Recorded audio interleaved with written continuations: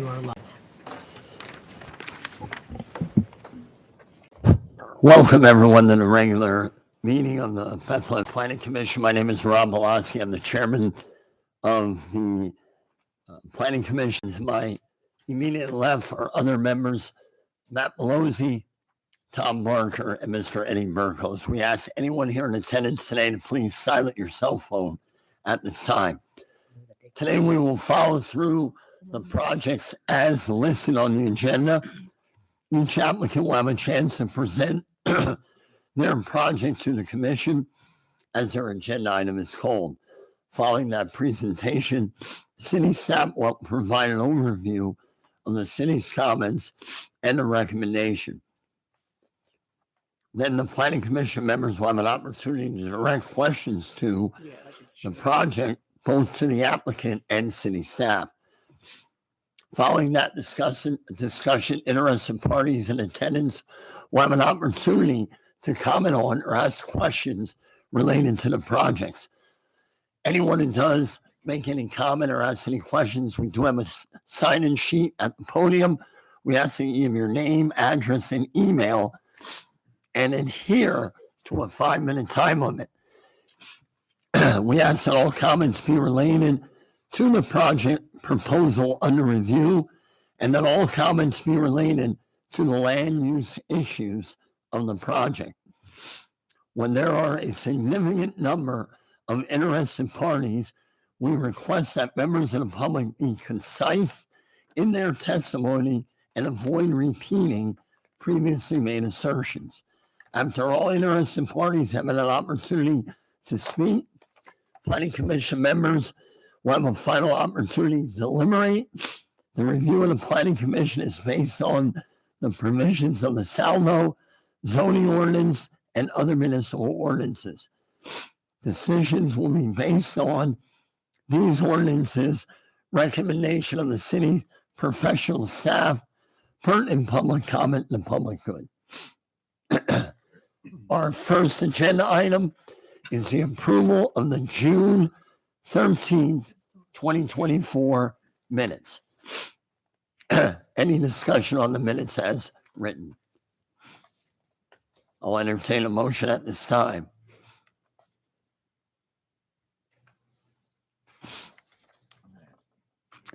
I'll make the motion to approve the minutes as written, June 13, 2024. Do we have a second? Second, Mr. Barker. Roll, please. Mr. Malosky. Yes. Mr. Malozzi. Abstain. Mr. Barker. Yes. Mr. Burgos. Yes. Motion carries, minutes approved. Our only agenda item on our agenda this evening is a sketch plan review for the people in attendance tonight. And again, it may be your first Planning Commission meeting here, so welcome. We appreciate you attending. A sketch plan review is often done prior to a project approval. The applicant will come in front of us, explain what it is they're looking to do, allow their architect, developer, whoever that they have with them, present their plan, and we can provide feedback, good or bad, on the project. There is no decision being made here this evening in reference to this plan. Again, this is just like the first step, and we really appreciate when a developer or an applicant takes this path, because it makes it a lot easier for everyone. It gives the community opportunity to come forward and present any concerns they have and allow the applicant to hear our critique, whether positive or negative, along with the city's comments for the applicant. So I will ask that the applicant for the 821, 823 West Broad, introduce yourself, and when you are ready, you may begin. Sure. Hi, I'm Gary Lader. I'm the architect at 44 Architecture, and I'm here on behalf of the property owner, Marco Andretti. Would you like me to start with the overview of what we're trying to do? That would be great. Thank Okay, you. great. That's what I'm prepared to do. So This is currently two properties. The first property I'm going to talk about is 821 through 823 West Broad Street, and that up on the screen, that's the one on the left-hand side on your site plan. And this had been a boarding house for a good long time, and it's not really in such great shape, particularly on the interior. And from what I understand, there's been complaints and violations on it going back at least 20 years. Yeah, so that would be the house on the right-hand side. Thank you. So, I felt I was successful in convincing the owner that, he wanted to do something with it. And, I felt I at least got him in the right direction with preserving that house. So, the idea now is we're going to do extensive renovation work on the interior to make apartments. Well, along the way, an opportunity came up that he was able to purchase the next door neighbor's property, 817 West Broad, which opened up some new opportunities for us. Correct. So the eventual goal is to do a lot consolidation. We want to do an addition on the backside of the property. It's going to give us an opportunity to do apartment units. So right now, we're proposing to do a mix of market rate housing. It's going to be 1 and 2 bedroom units. We've read through your letter, and the owner is interested in providing affordable units as well. The other part of this, I'd like to also talk a little bit about 817 West Broad. That building is, that house is in much better condition. I mean, they're really both beautiful houses, beautiful homes. And, I'm excited that we're going to be doing work to restore them, preserve them. And that's a big part of the project. We recently submitted permit drawings for 817 West Broad, and what we submitted is to convert the interior of it into 4 residential units, 2 per floor. So, that should be currently being reviewed by the building department, and I guess is really independent of what we're here to talk about tonight, which is mainly the 4-story addition we're planning. So, with that, what we're proposing to do is we're proposing 26 units. That's I'm back to 821. So in other words, we're proposing an addition on the back of 821 West Broad. We're planning to do 8 units in the existing building and 18 units altogether in the rear addition. And we're planning to do that addition above the existing parking area. So, I feel it's a very efficient use of the site, though it's a very dense use of the site. And, that's what we're up against. And I'd like to talk a little bit about our design approach with this. So yeah, admittedly, that rear addition, it's massive. What we tried to do was we tried to at least break up the mass of it into 2 sections. You'll notice that the east side addition is set back somewhat to help with that. We're trying to respect the existing landscaped area behind 817 West Broad. We're also trying to break up the mass of that by providing full height glass at the circulation areas. The west side of the addition has a single loaded corridor facing the existing 821 side, and that's lined with windows, and that's what you're seeing. So the efficient layout of the units and the parking below allows us to create a landscaped area at the center of the addition on the Schaefer Street side. Then we're providing a sheltered bike storage area. immediately under the parking area against the 821 side. And then in terms of exterior finishes, we're considering using brick piers, siding, clapboard siding, and stucco at the topmost level. Again, things to break it up a little bit. And we're trying to do different things with color and texture that tie into the existing buildings. So, that's the basic overview of the project. I can answer any questions that you have. So the two existing, Mr. Pfeiffer, if you don't mind, give us the view again of the two existing buildings that are there.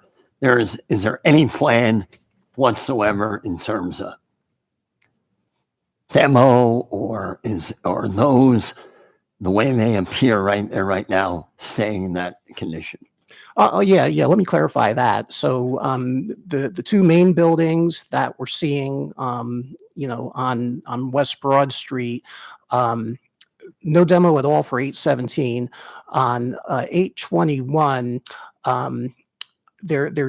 we end up, of course, with some demolition on the very rear, and especially to create the tie-in between the addition and H21. But also keep in mind, there's two existing garages on the rear of the property, and we're ending up demolishing those. The garage at H21, it's not really in such great shape. The garage at 817, that's definitely a nicer garage, and I'm struggling a bit with that, but that's what we need to do to get the parking to work. Yeah, so that's the garage that's in nicer condition, and then the one further away is not really in such great shape. And then you see the rear of 821, there's existing fire escapes and stuff like that. And, of course, everything we're doing is adding a sprinkler system to both of these buildings. And it's safe to say that your rendering here showing the elevated building is honestly strictly to accommodate the parking, correct? Oh, yeah, absolutely. Yeah, which was definitely a bit of a puzzle to get that all to work together. And, I'm sure, we're only just beginning.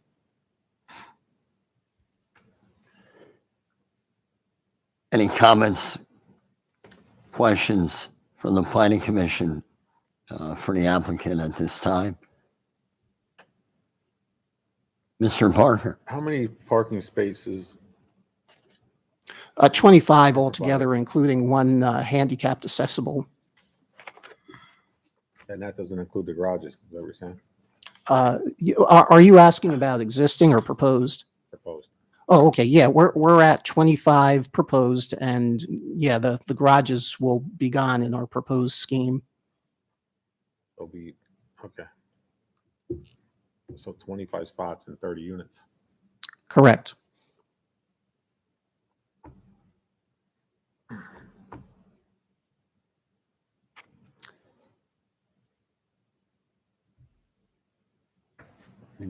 Mr. Malozzi. Thank you. Is access would be accommodated via Schaefer Street? Is that correct for all the parking? We are providing access from both Schaefer Street and through the existing driveway on West Broad Street. So on the 817 side, it's possible to drive from West Broad Street, and we're allowing for access all the way through to the Schaefer Street side. On the 821 side, yeah, you can only access it from the Schaefer Street side. Okay. So I was wondering if that driveway to Broad Street would still be open. Yes, Okay. it will be. And then 7th and 8th are both two-way, so both ways to Schaefer, and Schaefer's two-way, correct? Mm-mm. No? It can be used as two-way, but it's I think it's only 16 feet wide. Okay. It's about 13. But it's not 13 feet. restricted? An alley. Okay. It's a street, but it's an alley. Okay. But technically it's two-way, so if cars are coming out, then they're allowed to go both ways on Schaefer Street. Schaefer Street, Ms. Heller, is not a one-way. Is that correct? Yeah, it is extremely narrow, but It's it's not, not a- marked as a one-way street. Yes. Okay. All right. Thank you. Just wanted to clarify the access to the site. Okay.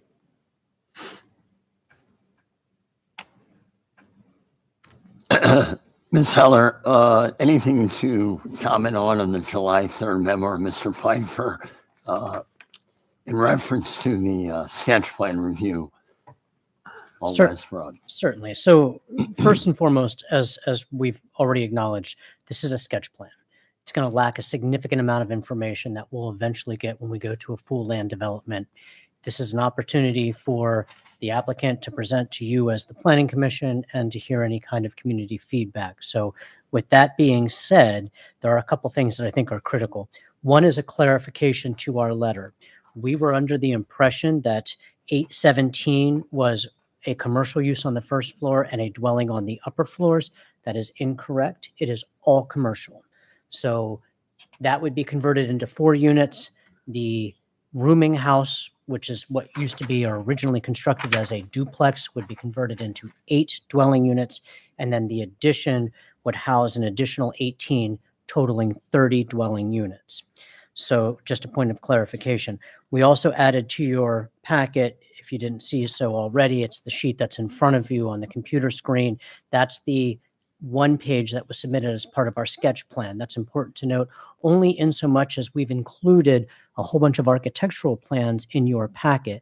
Those were provided to us as a preliminary, we want to present this project to you as the city project, not as part of the actual sketch plan submission. Again, sort of superfluous because it's going to come back to you in a full developed plan at some point. Critical to this project is the relief that is needed. And there are several aspects of zoning relief that include density, lot area per dwelling, whereas 1,200 square feet per dwelling is permitted or 18 units are permitted, and they're proposing 747 square feet or 30 dwellings. Additionally to that is the buffer yard. There is an 8-foot buffer yard requirement along the side and rear yards of both parcels. Assumingly, if they go forward, these will be consolidated. That is being decreased to about 2.5 feet on side and rear. And the last is the off-street parking, whereas 45 spaces would typically be required for this number of units, and 25 is what is being proposed. You have the opportunity to weigh in on that if you so desire, or you can just simply acknowledge it. The city does, I'm sorry, I did overlook one thing, and certainly Ms. Sebesta and Ms. Heller can interrupt me at any point or add on at the end of this, whatever they think that I might have missed. But there is a requirement in the CL district, whereas where you have multifamily dwellings, you do have a requirement for a commercial use on the first floor front. There is no commercial use proposed for the first floor front of either of these 2 front structures. Let me step back. The city does acknowledge and recommend or commend actually the applicant for preserving these 2 structures. They're proposing no changes to anything from the front porches at the duplex, or what used to be the duplex, or the single family, which has a porte cochere and a driveway and an extensive porch. They're proposing to maintain those, and that we say is commendable. The density is really up for you to weigh in on. You can see what the numbers are. They are what they are. The one item that we've been debating on back and forth, and which obviously will still need to be fleshed out, is fire apparatus access. And there has been some discussion with the fire marshal and the city engineer as to how that might be accommodated via Schaefer Street. Certainly, we all recognize that Schaefer Street is an alley. It's very tight in its width, and it only allows for really one-way traffic, even though it's not designated as such. A few other things to point out to you. We do not have comments from the EAC or Lanta. That is not their fault. That is simply that we haven't asked for it at this point in the process. We ask for that when it comes to land development. And we do ask that the applicant consider, if they go forward with this project and they are granted the relief that they need, that they consider things such as affordable housing. In this case, we're looking at up to 3 units of the overall total number of units to be affordable. There's a definition of what is deemed to be affordable. And we do look for them to comply with the climate action plan and follow things such as sustainable building materials, and sustainable design. Thank you, Mr. Pfeiffer. Appreciate your input and appreciate your comments, and certainly I'll dive in as Mr. Pfeiffer said, whether we agree or not. Anytime a sketch plan is kind of brought to us, each planning commission member has every right to kind of go analyze and look and drive by, and certainly I don't want to speak for my other planning commission members, but I did. And at first look of the buildings, especially one at 817, and that's why I asked you, is there any plan at all to demo or whatnot? And you said no. And then when I looked at what was proposed, and it kind of ties in with the relief that you're looking for. Density, lot area, buffer yard, parking. Mr. Pfeiffer reminded us of one of the commercial component that we would like to see. And when you look at the renderings of what you have, again, I'm just one person, one opinion. Kind of looks like we're just trying to throw something in there and throw it in, and it really doesn't blend or meld. Again, my opinion, this is why we're here, with the current feel or vibe of West Broad. I really think if you were to drop that larger apartment complex in the rear of it, which you plan to do, to me, it just, I don't think it is, from an appearance standpoint, from a zoning standpoint, with the relief you're looking for, something that would to me look appealing. Now, if you were to say that your plan is to, at 821, 823, demolish that building, even though Mr. Pfeiffer commended you for trying to keep, especially the one at 817, the unique architecture of it. But if you were to remove one of the buildings and, kind of demo it and start, I think it may be a little bit easier, personally, for me to swallow. I look at it and I said, wow, it's just kind of being all thrown in there. And again, that's just my feedback, my input. We're nowhere near where we have to be yet. I know that you're going to continue dialogue with our city staff. But again, that's just kind of my input as of now. Mr. Malozzi. Question. It's a clarification, so I'll address it to city staff. The calculation for the zoning relief that you referenced in the letter, and here again, was that based on looking at the consolidated lot? So there's two lots, and the area that the 1,200 square feet per dwelling unit that's required versus the 747 that's proposed. So that's everything in total for the lots. Correct. And so currently, based on Mr. Later's presentation, there could be 4 residential units at 817 in that structure being proposed, and then there are 8 in 821, 823. So it'll be 12 total on the lot, but it's the 18 additional units in the back, which taking it over the zoning thresholds. For Correct. density. Okay. That's the only point of clarification. Thank you. Any other questions or comments by the planning commission? Any other input from the city staff? Anything to add from the July 3rd memo? No, not for now. We can see what. At this time, I'll open it up. If there is anyone here in attendance who would like to ask questions, make comment on, please, you will be first. If you don't mind, you don't have to sign in now. When you're finished, there should be a sign-in sheet up there with your name in it. It's on the table here to the left. When you're finished, you can just come up to the table and sign in. So, ma'am, if you don't mind, come on up to the podium and give your name and address for the record. Thank you so much. I want to apologize first for my mistakes. I don't know what I'm doing. Your name, I'm sorry, ma'am, Kathleen Russo. My Hey. married name was Babish. and your address? 540 8th Avenue. My home stands to be the most impacted by this. I believe our neighborhood, our block, will be severely impacted, but I think I would bear the brunt of most of this and was not informed.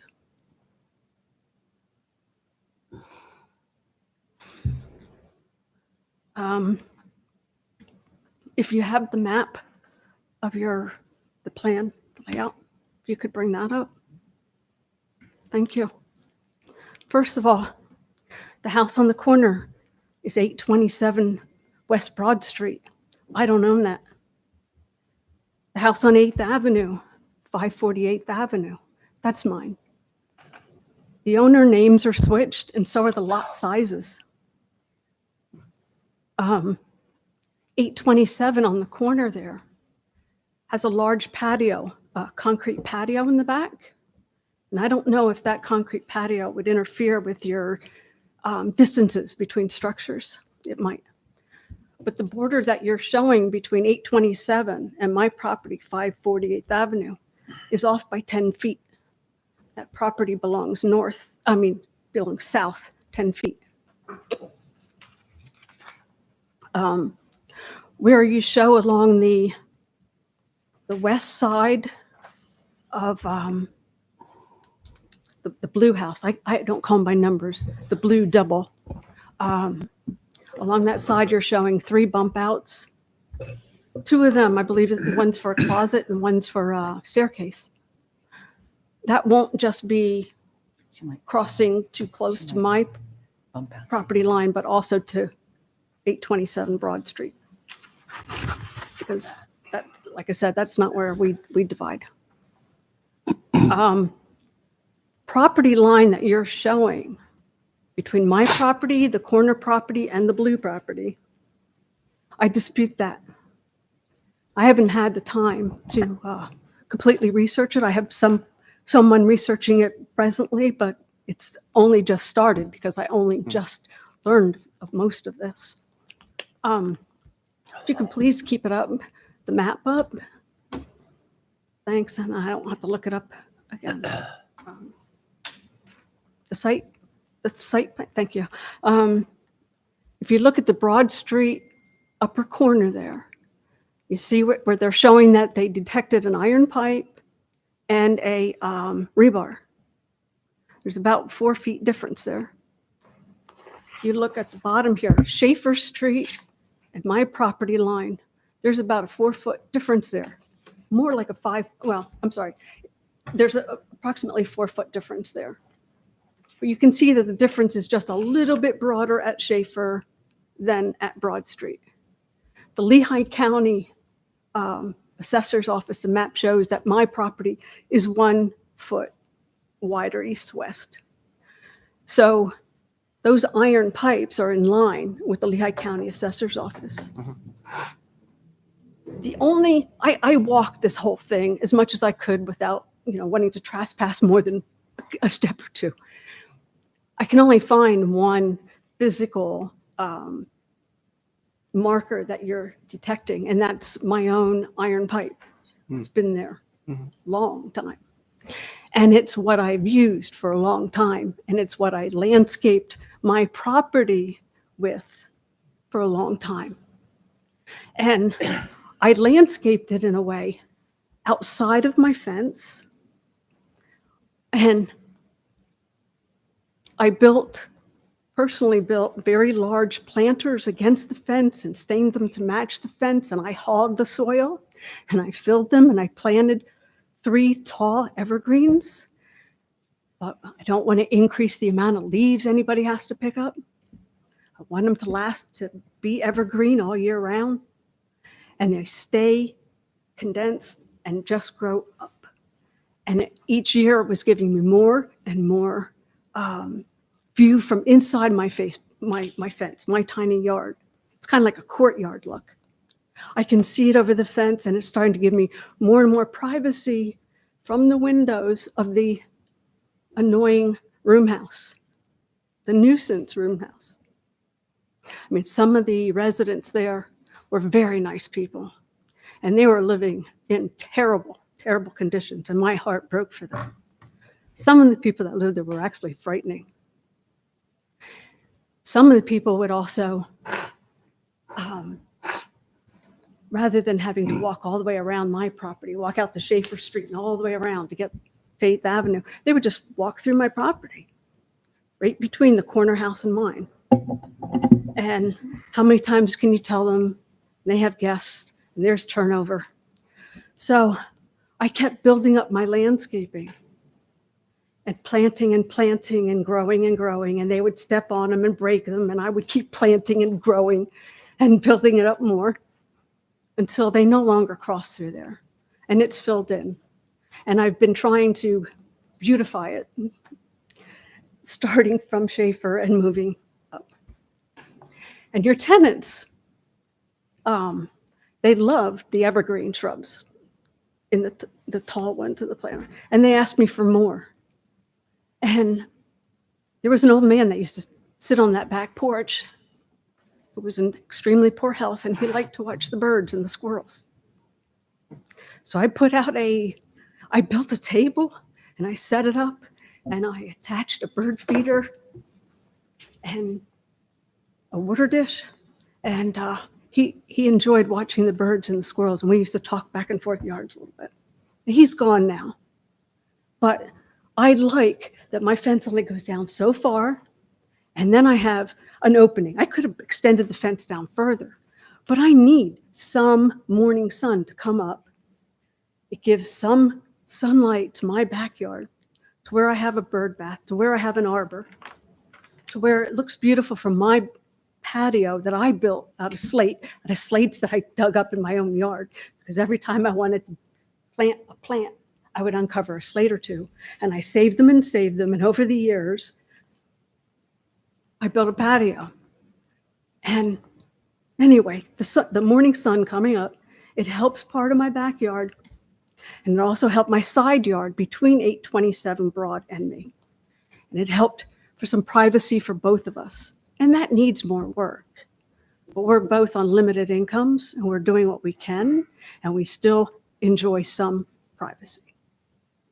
Well, you and I'm telling you, I didn't want to put my 6-foot fence back further to block that sun. And now you're going to attach a 4-story building.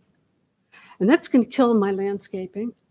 I don't know what that's all going to do to the back of my home. I have to get back on these property lines.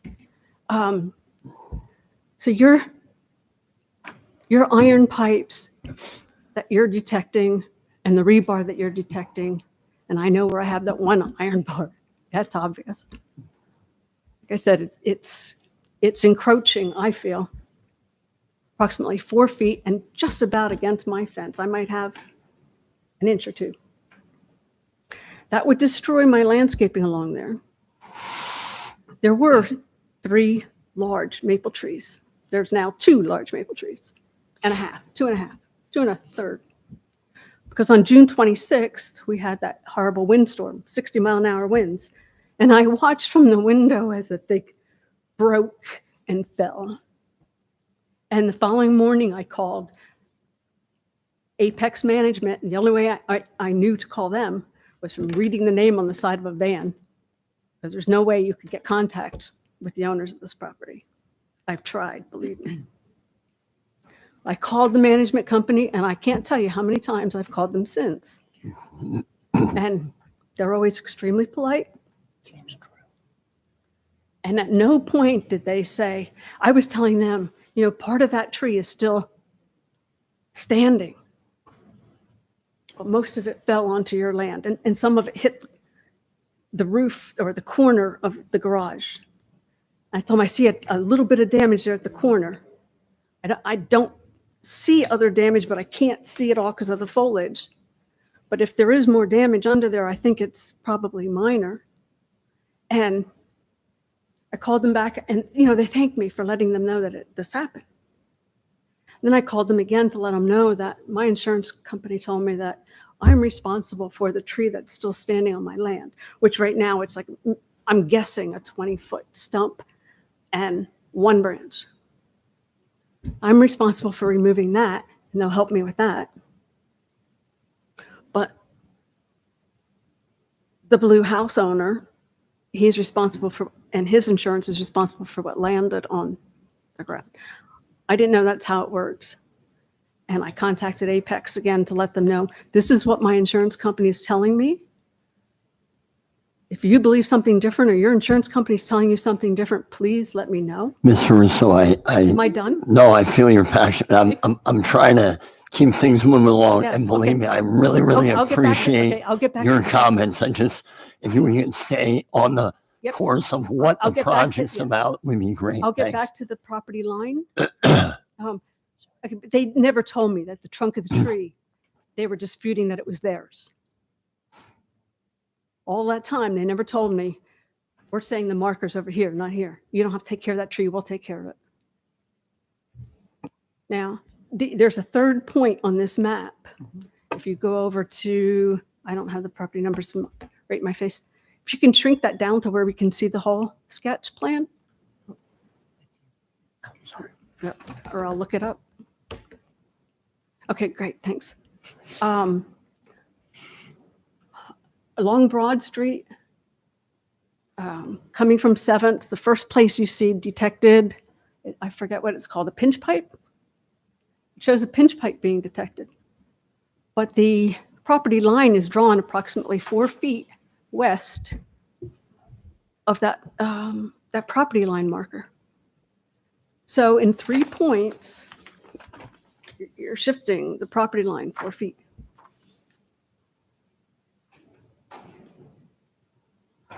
So, Ms. Sebesta, as we're taking notes, please make note of Mr. Russo's comments. Obviously, this is something that is a strong concern, and really appreciate your passion in coming out to make these comments. But if that's something that, from a property line standpoint, please make note of that, and our city staff will definitely, as this process continues, make sure that that is clarified. We're doing the right thing there. So, And I'm wondering if I would be informed once this sun study I read on this, once a sun study is completed, absolutely, yeah. I will be informed that it is complete and Yeah. have all the information. Ms. Heller wants to add something to that. I would just say for anyone that would like future notices of meetings, please give us your name and your email address on the sign-in sheet. We will then send out agendas if this is on any future meeting. And- But and we that- would love you to sign up. And that's, thank you, Mr. Russo. And that's certainly for anyone, even if you do not make any comments this evening. Please, we implore you to put your name, address, email down there. And again, Mr. Russo, I can see your passion in your comments and really appreciate you coming out tonight. Sir, if you don't mind, come on up and give your name and address for the record.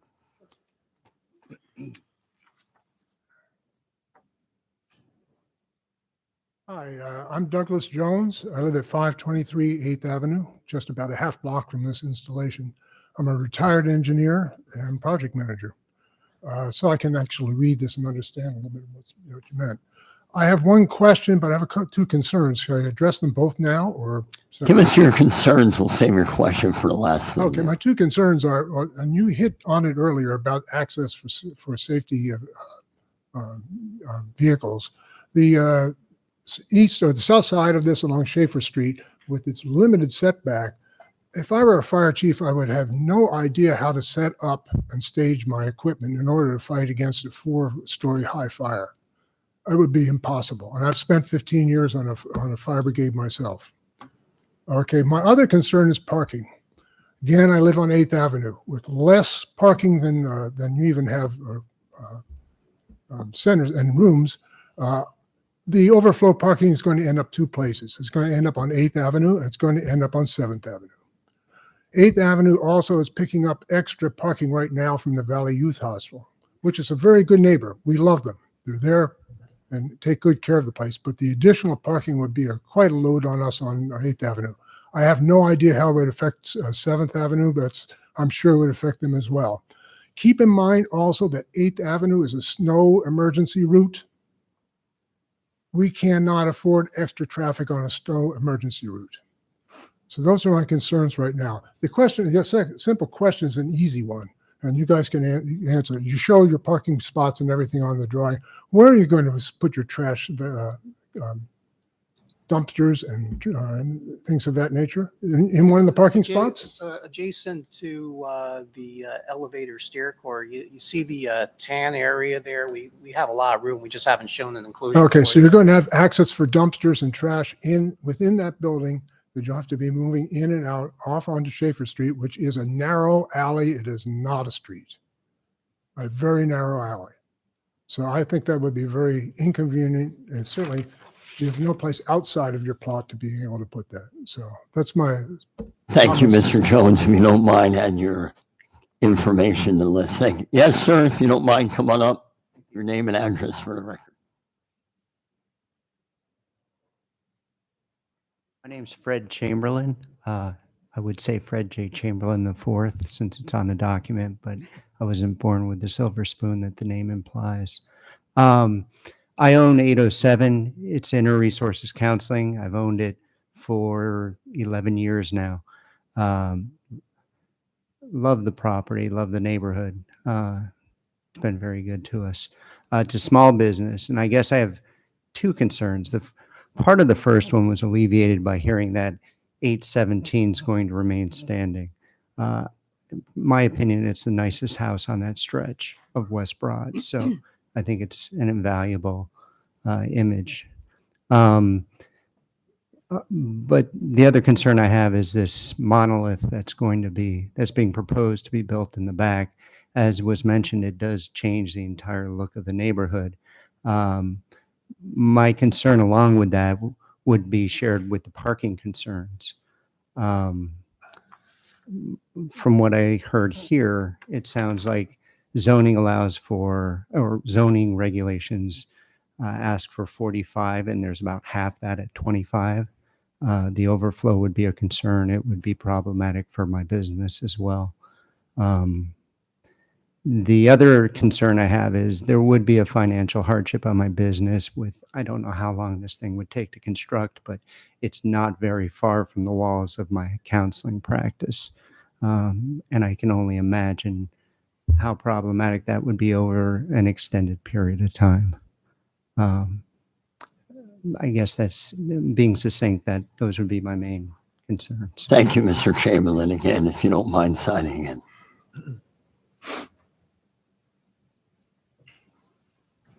Yes, come on up. Give your name and address for the record. Thank you. Again, and we do not mind kind of if someone's concern is also your concern, repeating it, that's fine. Just we want to try to give everyone an opportunity so we can try to stay to that 5-minute time. But yes, your name and address. My name is Kathy Bowman, and my husband and I are owners of 534 8th Avenue, which is a single home residence just to the south of both of these sites. The site itself is about 15 feet from the physical structure of our home, runs along the side of 2/3 of our home, the entirety of the backyard, and it continues going on. And that's just the addition itself. And I noticed that this plan, especially the addition, is hard for you to swallow. Imagine what it feels like to be a next door neighbor to this. And I think that I have a long list, like literally very long list of objections, including to variances, traffic, safety, the density, the parking, the neighborhood context, and the track record of the owners of the boarding house. But I will obviously only speak to a portion of those today. I think that it is, even though a few people have started to mention the nature of Schaefer Street, I think it's been really misrepresented or maybe misunderstood. The access issues that would happen both for construction as well as for future residents and maintenance crews are huge. The alleys around the site are notoriously difficult to navigate. There are many legal immovable objects like fences, buildings, curbs, trees, walls, and utility poles that just are right up against the alley. And for people who their only recourse would be to park, if they were parking, they would have to use Schaefer. It's really, really tight. And then they would have to make very tight turns around pillars and structures, not to mention snow, which there is no way to put it. When the plows come through Schaefer, it freezes into giant plows. I would actually love it if we could pull up the picture of my garage on the alley there. I have to shovel it out 3 times a day if we hope to use our garage. So I have a really hard time imagining how that's it right there. So I back up there. And in the past, where we've had the 15-person boarding house, few of whom had cars, there were still constantly people who were blocking my use of my garage there. And so I think that Schaefer Street is, like I said, it's very narrow. We've had multiple work crews who refuse to work in this space because they say it's too constricted. The site entry from the front or the north, which you're talking about, the driveway, I don't see how that would ever be anything other than one way. It's really limited. There's a huge steep angle. I did drive up it to see if it was as limited as I thought it would be. And then you have to maneuver through the portico, which is not that big. I think the concern that I have is the 3 different access and exit points for the alley onto 7th, onto 8th, and onto Broad are all really dangerous. And even when the law offices were operating at 817 and they only had like 5 to 10 cars, it got noticeably busier. Cars were constantly running up against each other. And since it's been noted that there's no space to pull off, people then have to back up directly into 8th Avenue. Oncoming traffic is very busy, very fast. And all of the on-street parking, which is very heavily utilized at 8th Avenue, it blocks visibility. You also have 7th Avenue is better. Broad Street is also blocked by visibility and you're pulling out into very fast traffic with like low visibility because of on-street parking. These same areas are all on multiple walking routes. Calypso Elementary is a only walking school. All the kids walk to school. And they come from a lot of these areas. Nitchman, they all walk along 8th Avenue. They walk along Broad. So you would have significant pedestrian traffic who probably have like their AirPods in and are not really paying much attention, right? So I'm concerned about the safety issue of that in the alley. Let's see. The traffic, also the surface of the alley, which is so small, it has had problems with subsidence and sinkholes in this area, even on this site that they're proposing developing. And when there have been trucks that come through, it very quickly erodes the surface until you are then having the hump that happens. The city has to come out periodically and repair that alley so that it is drivable. And if you are adding trucks, you're adding more maintenance crews, not to mention the construction and residents as well as visitors. I'm concerned that that alley structurally is not going to hold. And it's going to be very difficult for tenants who then can choose not to live there. And also for residents who already own and love our area. We don't want to have our homes become less usable. The other thing, I think I've talked about safety there. I also share Kathleen Russo's concerns about the sunlight. 6 out of 8 of our windows on that side of our house would be fully obscured by the addition. When we look out, all we would see from our garage, our kitchen, our bathroom, our guest room, all we would see in those windows would be that 4-foot wall. And I know it is set back 20, which I appreciate, but that is the zoning rule. But I also have concerns about the sunlight that would arrive in there. In many of our rooms, that window that is being blocked by the 4-story addition is the only window. So I think that I'm concerned about the lack of care that has been given to the residents surrounding the space in the attempt to pretty much just shoehorn the most amount of paying units that they can onto that site. Thank you, Ms. Bowman. Appreciate your comments. Again, if you don't mind giving your name and address on the sign-in sheet, be great. Anyone else here in attendance have any comments or questions? Yes, sir. Come on up. Give your name and address for the record. Scott Arnold, 323 Prospect Avenue.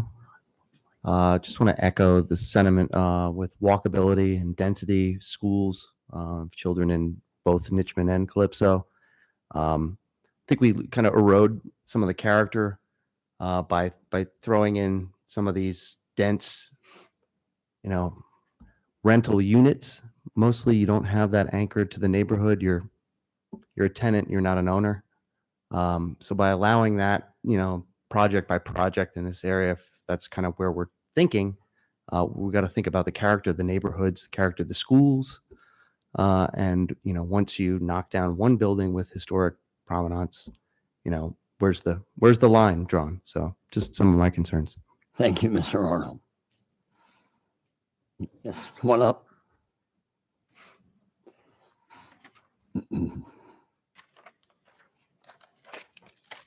Hi, my name's Bill Bowman. I also live at 534 8th Avenue with Kathy, who spoke earlier. I just want to continue where she left off, really. I would echo all the concerns that have been raised so far in this meeting. I'm not going to go and repeat those, but I just wanted to add on a couple of other things. I think the main one, and it's been referenced briefly, is that we, in terms of the broader context of city development and development in the neighborhood, are very supportive of the notion of apartment housing, and especially affordable apartment housing in our neighborhood and in the city. But for us, that would be conditional on an owner who actually treated their tenants right. And we've lived in this spot for over a decade, and we have seen the opposite of that. And it's been the same family who's owned this property the entire time. It's changed owners, as I understand it, in terms of the specific people who own it, but it's the same family. I just wanted to go through some of the things we've experienced under this landlord. Chronic bed bug infestations in the building that have not been addressed for months and years. Piles of bulk garbage and regular garbage not being picked up or dealt with. A flooded basement. And a lot of this we're told by those residents over the years who have had to deal with this themselves, and if to the extent that they could be dealt with. The neglect of serious drainage issues on this property that could have contributed to the sinkholes that have formed on the property that have not been mentioned in this proposal so far. Mold, mildew, broken plumbing, a death in the house where it took many days for the body to be removed from the house. Illegal warehousing in one of the garages that's going to be demolished that persisted until they were forced by the city to deal with it under legal threat. The landlord and the management company did nothing about multiple tenant reports of drug use, drug sales, and illegal weapons on the premises. These tenants were needy people. The boarding house was advertised for folks who had just come out of mental institutions or had come out of addiction treatment centers. They're really needy and largely powerless individuals who were treated this way over the years. Right now, if you go over there, you can kind of see a snapshot of what we've seen for the last 3 years. This tree is laying down there. There are utility wires on the property. They've been sitting there for 3 weeks. Nothing's done. Kathy talked about making multiple calls to the management company. So there are issues. Certainly, we can talk about the variance issues. Those are kind of obvious to you. I think those are the most serious legal issues here. I could go through why I don't think all the legally required reasons for that sort of relief they're not present in this case. There's just no question in my mind. But I think that's really for a later meeting if it comes to it. And I would probably want someone who really understood the law in detail to address that. But I think it is really important to think about the ownership here in terms of thinking about how this property would be managed in the long term if such a huge unit. Think about it. I mean, these folks have had very limited responsibility managing this boarding house and leasing the other building, 817, to a law firm, right? Now they'd have incredible responsibility for taking care of their tenants and taking care of the property. Thanks. Thank you, Mr. Bowman. Appreciate it. Anyone else? So again, I don't want to sound repetitive or redundant, but we're here tonight for this. Get feedback, listen to public comments. We are not in any way, shape, or form looking to approve anything tonight. We're looking to provide feedback. Certainly, I think the applicant has a better idea of how the surrounding neighbors feel. I hope that I presented concerns, again, just one person here on this commission, my concerns just from an appearance standpoint, from a feeling of what West Broad is all about standpoint, the need for variances with the lot area, the density, and the buffer yards, and certainly the parking. I mean, if I'm reading the memo correct, 25 off-street parkings for, did we say 30 units? And Ms. Heller, correct me if I'm wrong, each unit is what, 1.5? Is that correct? Yes. So if my calculation's correct, that's needed is 45 parking spots and only 25 are being provided. So that is a zoning concern that this committee will not be involved with. That'll be our zoning board. So I hope this helped. I think I would implore the developer and the applicant to continue to have dialogue with the city staff. I know you mentioned lot consolidation. I know you mentioned no demolishing of any of the units, and I would agree with what someone said here tonight in reference to 817. Yes, it's a beautiful building. The one to the right of it that has obviously presented some problems. You know, maybe that's something when you go back and discuss with the city of again, I'm just throwing that out there, looking at demolishing that and lowering the amount of density that you want to put in. I would not support a plan the way it is with that size building raised up on pillars, so to speak, behind the makeup of what exists there right now. But again, I'm one vote, and certainly we're not at that stage yet. Ms. Heller, Mr. Pfeiffer, is there anything else that needs to be added, and any other planning commission members' comments at this time? Anything else, Ms. Heller? Yes. I would just say, to reiterate, and I think you've been very clear about what, the purpose of the sketch plan. And we've had some of these same comments with other projects recently. The city completed the opening doors housing plan, and there are recommendations in there that clearly there is a need for additional housing, and we need to look for housing opportunities. But the plan is also very, very clear that infill development needs to be designed to be compatible and in keeping with the surrounding area. And that's very key. It's something that we want to pay attention to. And I think the letter that was drafted, the comment letter, and also some of the comments that we've heard tonight do speak to the lack of compatibility with some of the architectural elements and also the massing. So that's something that, the applicant can go back and take a closer look at. Any other comments by planning commission members? Mr. Malozzi? Yes. Thank you, Chairman Malosky. I guess to start out with, I did want to echo, and it's obvious from Mr. Lader's comments, that the historic preservation aspect of it is not demolishing either of these properties, particularly 817, the red brick with the portico property, if I have that address number correct, is great and refreshing. And obviously investing in these properties, fixing up the 821, 823 would be great. And I know that there's an opportunity for a potential of 12 units between those two, based on the presentation here.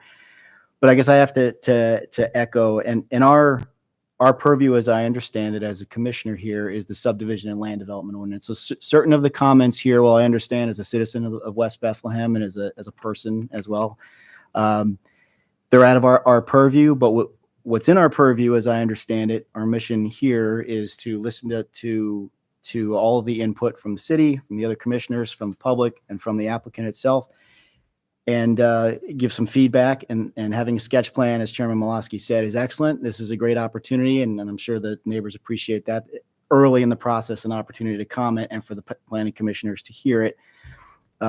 So in terms of neighborhood compatibility, I'm going to echo what's already been said, I think, by my colleague and by the city in their letter, is I think it's out of context.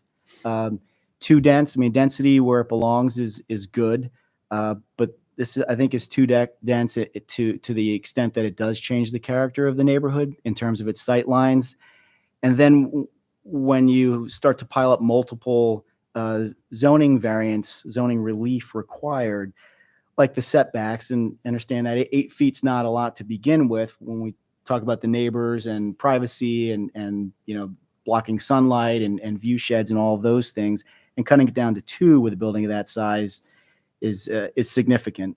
Similarly with the parking spaces, I'm very familiar with the area and Nitchman walkers and all of that. The parking overflow and the access from Schaefer and how that's going to impact the potential conflicts with pedestrians, especially kids, because of its proximity to the 2 schools, is also a concern. The access itself onto Schaefer. My question early in this meeting was, I didn't think Schaefer Street was restricted to one-way traffic, which just means now traffic can go both ways, and that's undesirable given the condition of the street and also the width of the street and all of the other utilities and everything that's running along back there. So I guess overall, I think I've hit all the things that I heard today from the neighbors and from the planning bureau's memo and my colleagues. Is not a bad idea. Great to see some investment in these 2 properties and to have them better maintained. But I think what's proposed right now is out of context with the neighborhood and too dense. So if there's something that could be scaled back, love to see that. But currently, I know you're collecting comments, so that I would just put that out there too. I just think it's too dense for the area. Thank you. Appreciate Thank you, Mr. Malosky. Any questions or comments you have at this time before we move forward? Again, like we said, we hope that you continue to have dialogue with our city staff, and I hope this helped. No questions at all. I'm really grateful to hear comments from the people in the neighborhood. I'm grateful for all of your comments as well, and I'll do my best to, convey these all to the owner and, come up with a proposal that I think works for everyone. Thank you so much. Appreciate it, and best of luck moving forward. Anyone that was here again tonight, first of all, thank you. It's funny, when I came in, I said, probably hasn't seen this room this full since Martin Tower, but that's what makes our city unique, right? Here you are taking time out of your day and on a Thursday evening because you're passionate about the direction it wants to move, especially in your neighborhood. So I want to commend you for that. Ms. Russo, please follow up with our staff pertaining to your property lines. That is a legitimate concern that often, I know prior, when I lived in Bethlehem in a different location, property lines and stakes in the ground really kind of weren't utilized. So please, I know that our city staff will help you through that, and anyone else that did sign in, or if you did not speak, please sign in, because they will notify you moving forward how this is progressing. So thank you. Thank you so much. Ms. Heller, any other items for general discussion?